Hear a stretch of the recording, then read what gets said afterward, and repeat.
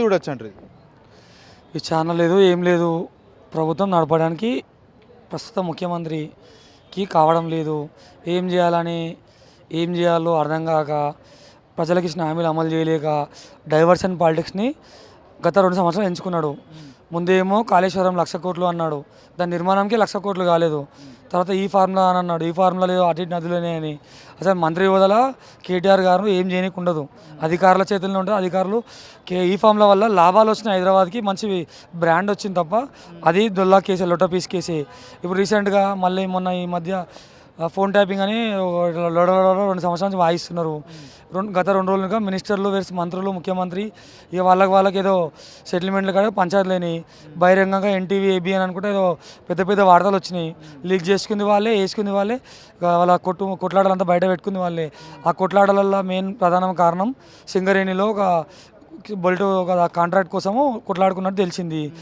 దానికోసమని నిన్న ఉదయం హరీష్ రావు గారు గట్టిగా అడిగిండు, కొట్లాడి నిజమా అబద్ధమా బొగ్గు గని శాఖ మంత్రి కిషన్ రెడ్డి గారికి అడిగి సిబిఐ ఎంక్వైరీ చేయండి అని నేను గట్టిగా కొన్ని 4-5 నిజాలు చెప్పే వరకు వామ్మో ఇదేట ఉందిరా అని చెప్పి సాయంత్రం వరకు ఫోన్ ట్యాపింగ్ హరీష్ రావు హోంశాఖ మంత్రి కాదు, ముఖ్యమంత్రి కాదు.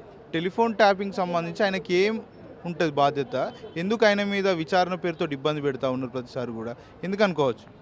Step by step BRS party నాయకత్వాన్ని ఒకరి తర్వాత చిన్న స్థాయి నుంచి పెద్ద స్థాయి వరకు, ఇటు చిన్న స్థాయిలో సోషల్ మీడియా వాళ్ళ మీద, పెద్ద స్థాయిలో వీళ్ళని కేసుల పేట కాలయాపన చేసుకుంటా అటు పిఎస్కి కోర్టుకి తిప్పుదామని ఒక కంకణం కట్టుకొని ఉన్నాడు. ఫోన్ ట్యాపింగ్ అని నేను చెప్తున్నాను, నిన్న సింగరేణి స్కామ్ రాగానే ఫోన్ ట్యాపింగ్ వస్తుంది, పొద్దున ప్రెస్ మీట్ పెట్టాక సాయంత్రం ఫోన్ ట్యాపింగ్ వస్తుంది. అది అసలు కేసే కానీ సుప్రీంకోర్టే కొట్టేసినాక ఇంకెక్కడి ఫోన్ ట్యాపింగ్ ప్రూవ్ చేయలేకపోయింది కదా. మా ఫోన్ ట్యాపింగ్ జరగాలని చెప్పి మేము ఎక్కడ విచారణ పిలిచినా వస్తున్నాము. ప్రస్తుతం ఉన్న మంత్రులు ఎమ్మెల్యేలు చెప్తారు మా ఫోన్లో ట్యాపింగ్ ఈ ముఖ్యమంత్రి చేస్తే మాకు అనుమానం వస్తాయని చెప్పి వాళ్ళు నెలకు 2 ఫోన్లు చేంజ్ చేస్తుర్రు, సీక్రెట్గా కలుస్తుర్రు. మొత్తం ఇంటెలిజెన్స్ వ్యవస్థ ఈ రేవంత్ రెడ్డి నమ్ముకుంది ఒకటే ఒక శాఖ ప్రభుత్వంలో. 2 సంవత్సరాల నుంచి హోంశాఖ మంత్రి వేరేలకు ఎందుకు ఇవ్వలే? నమ్మకం లేక కాదు, వేరేలకు ఇస్తే ఇవన్నీ పప్పులు ఉడకవు కాబట్టి తన దగ్గర పెట్టుకొని ఇష్టానుసారంగా ఆటలు ఆడుతున్నాడు.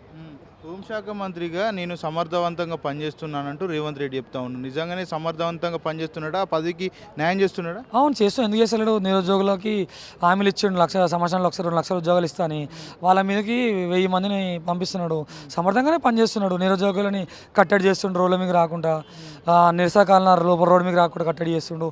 మేము ఏమన్నా ప్రతిపక్షంగా ఏమైనా ప్రజలకు ఇచ్చిన హామీలు అమలు చేయాలంటే రైతు బంధు అడిగినా, తులం బంగారం ఏమడిగినా మమ్మల్ని అరెస్ట్ చేస్తుండు.